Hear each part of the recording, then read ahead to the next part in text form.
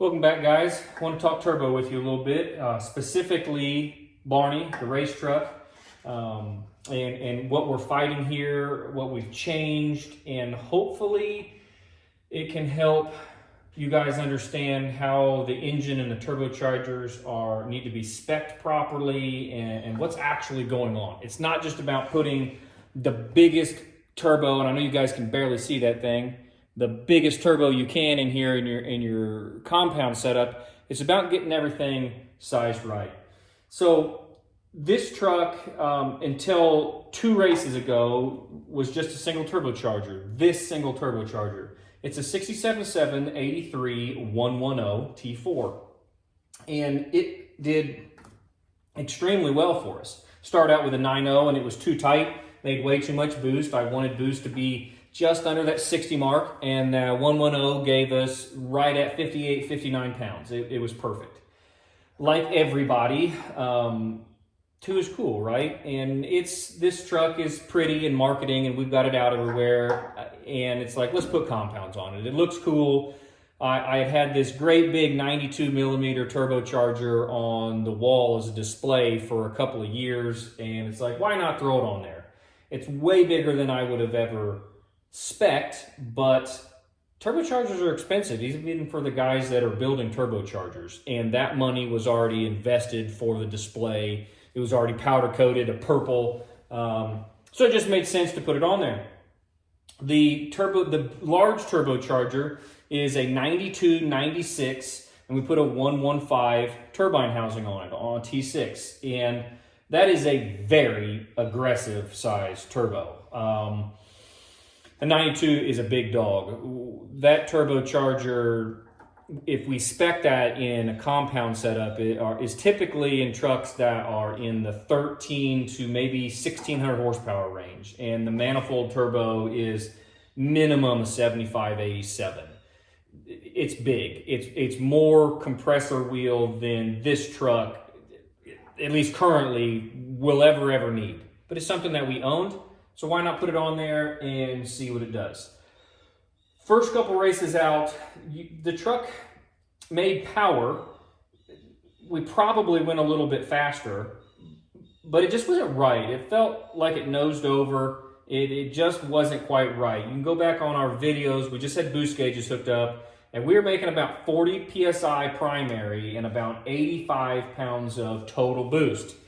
That's quite a bit of boost for just the primary, and only to be seeing 85. I would have much rather seen 110 and 40 out of this. It means the little turbo would have been doing more work. So that was a red flag, the low boost but high primary boost.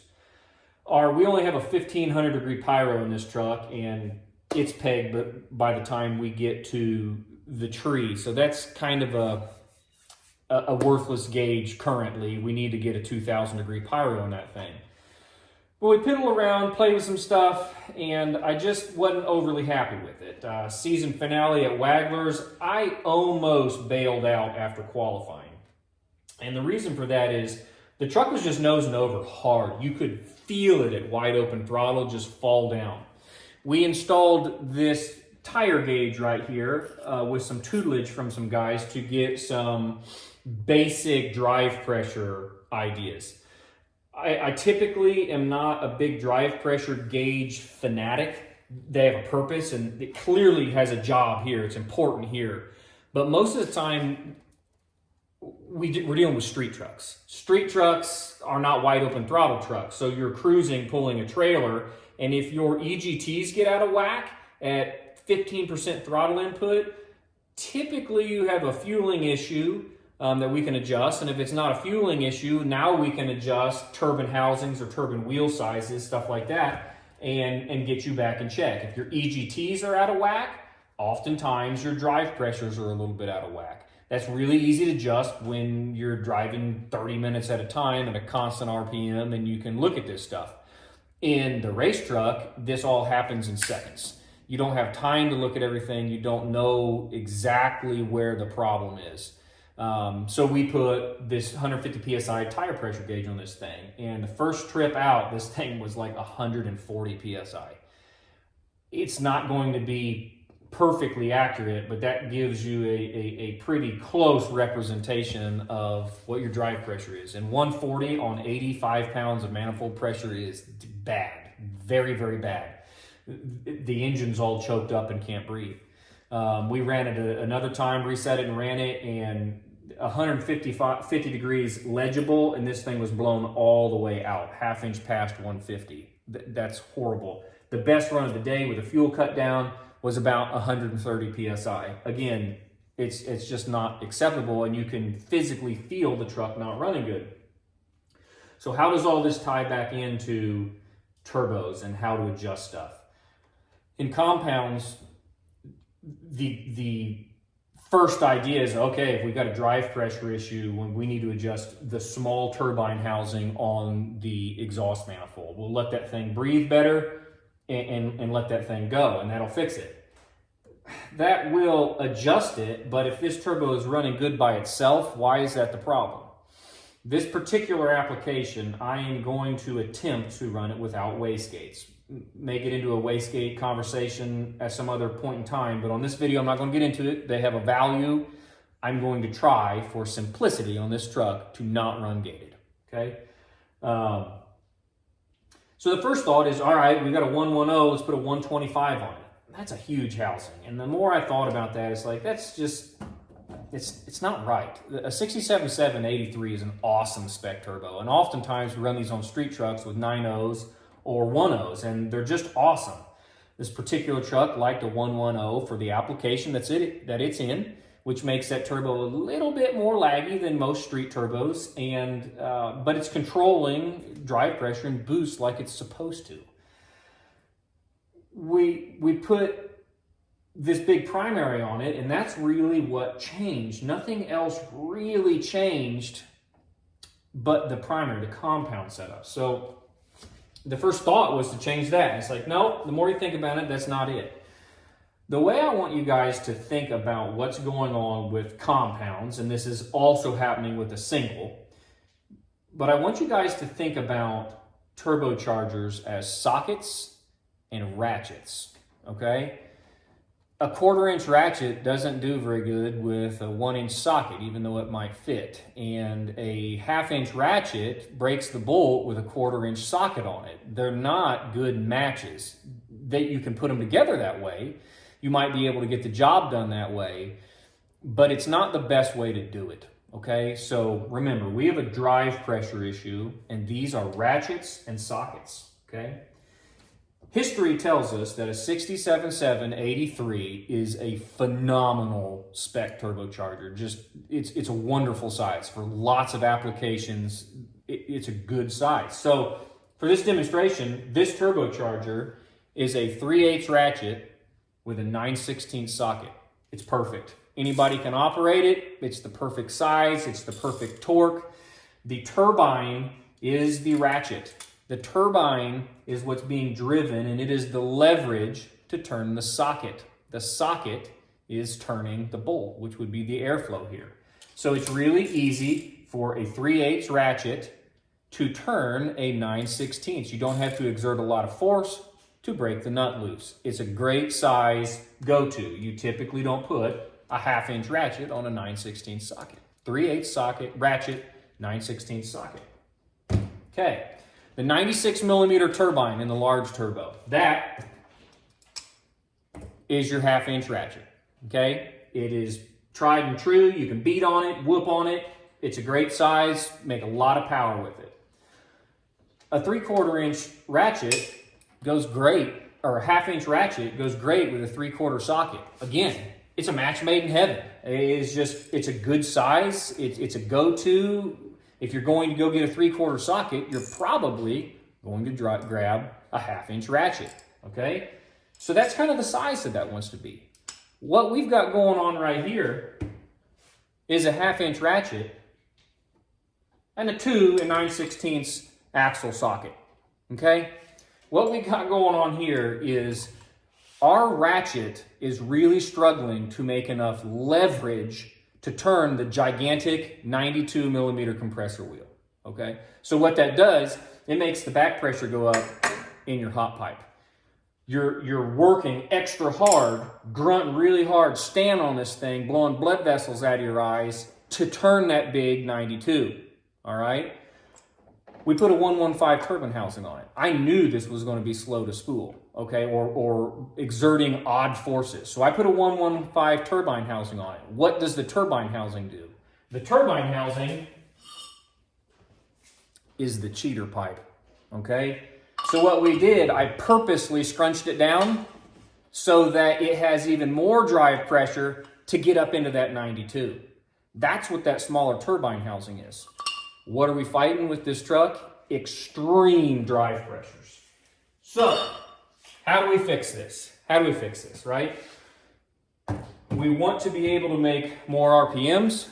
We want to be able to not nose over in power. We've got too much PSI in this interstage pipe right here, and we've got way too much exhaust pressure in the system. When the big turbo starts to slow down because you're putting all that work into it, all that leverage and grunt, this one's slowing down, which is putting more back pressure in the system behind it, which means you're slowing down the little turbo that was already spinning. Compounded by the issue that you're shoving 40 pounds of hot air from a 92 millimeter compressor into the nose of a 67.7. That pressure is now slowing down the compressor wheel on the manifold turbo. So that's where your huge boost number's coming from. You're slowing down on the exhaust side. Your engine can't eat any of this boost you're trying to give it. You're slowing down the manifold turbo, and everything just gets hot and icky and smoky and just isn't running right. So if we want to keep this manifold turbo, because it's tried and true, how do we adjust this one? Okay? We need to make this flow better. We need engine RPMs to go up. We need shaft speed in the turbine wheel to go up. All right, so what do? We're going to keep the 96 millimeter turbine wheel because they work, they're tried and true. We're going to go to a 132 turbine housing. I'm going to throw the cheater pipe away. All right, so same turbine wheel, same ratchet. I'm going to throw the cheater pipe away. It's going to be easier to turn. Instead of turning this great big socket right here, okay, going from a 92 mil, we're most likely going to go down to a 3/4 socket, which is going to be somewhere around an 80 mil compressor wheel. And you think, dang, Greg, you're getting ready to lose a ton of power. I doubt it. We might lose some on the big end, but what that should do is allow this engine to breathe. As it spools the little turbo is able to breathe like it was as a single, feeding your big turbo with very little drive pressure differences in the hot pipe. The big turbo is now able to mechanically spin that 80 mil turbine easier, compressor wheel easier, and the 67.7 is able to eat the CFM of that 80 more efficiently. The heat will go down, the inlet temperature will go down in between the turbos and the outlet of the turbos, or the manifold turbo here, because you're not working that air as much. So the engine gets to breathe better. Your ratchet and socket combos are going to be much better suited. Think about working the socket and ratchet assembly, and you're working that teeny tiny setup. You're cranking it a whole bunch of times, but it's super, super easy. All right, you're not necessarily getting tired by cranking that because you're working very easy. Versus if you had the great big ratchet and a cheater pipe on it, and you're giving it absolutely everything you've got. You've only got about 3 pulls on that thing before you got to sit down and crack open a beverage because you were exhausted because you worked so hard. So just because you're doing less work per revolution of that ratchet, if that's the right analogy, it's easier to do that work so the engine can come up into where it wants to be. And what we're trying to do with this is make it where you're getting much closer to a 1-to-1 pressure ratio. So let's say the truck makes 80 pounds of boost on the cold side. I want real close to 80 pounds of boost on the hot side. And it's okay if it makes 70 pounds, 80 pounds, 140 pounds, but I want those numbers to be real close to each other on either side, intake and exhaust. And if everything comes up together, the truck is breathing very, very well, much more efficiently than what it's doing now. Right now, this truck is a hot mess on the big end. It spools pretty good. It spools pretty good because I got a damn cheater pipe on the turbine side with that 115 turbine housing. So we come into power pretty quick and torque pretty quick on this thing. But as we get up around 3,000 RPMs, you can feel the truck nose down. We're doing far too much work, or we're trying to do too much work on the exhaust side, and it's backing everything up. I bet you the intake manifold over here is all sooty and gross because the drive pressure is so damn high. I bet you it's blowing exhaust through the head onto the other side because we've got so much damn drive pressure in this thing. So that is what we're trying to change with this. I hope that makes sense. Sometimes you just got to sit down and think about how these things are functioning. And it gets confusing even for guys that do this all the time. You get lost in how does bigger make less power and sizing, and just, there's so much stuff to adjust, and we're trying to get to a goal of around 4 digits next year, and that 80 can do that. It's gonna be on the edge of what it can do on a mechanical truck, but it'll get us close. We can supplement with some nitrous or whatever, but it's going to allow this engine, or should allow this engine, to just breathe tremendously better. And again, I knew going into this that this 92 was most likely too much for this setup, and it has definitely proven to be that. And it's a leverage thing. If you don't get the workload right across the wheels, and get your pressure ratios right through the system, it's going to throw everything out of whack. So hopefully that makes some sense to you guys. Hopefully, and this can be used in a single turbo application as well. I mean, you wouldn't want an 80, 83, 90. That's going to be a horrible turbo setup as a single, because think about it. You've got a little bitty turbine wheel. This is going to be your 1/4 inch ratchet. Okay, and you're trying to spin a 1 inch socket and it won't budge. So you put a big pipe on the end of it, and you put that big pipe on the end of it, and you're going to end up breaking your ratchet, aren't you? It might work a little bit and you might make a little bit of power, but you're going to choke up and you're beating the heck out of that turbo because the sizing is wrong for what you're trying to do.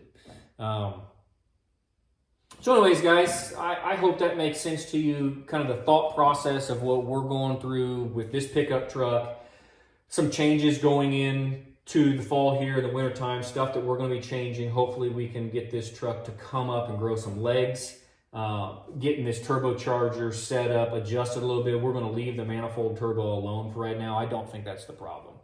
The problem is almost certainly the big turbo and having wheel sizes, turbine housing sizes band-aided so much with just stuff I had laying around that might work. It ain't right. The trick is getting it right. So that's what we're trying to do. Hope that was informative. Hope that makes sense to you guys. See you on the next one.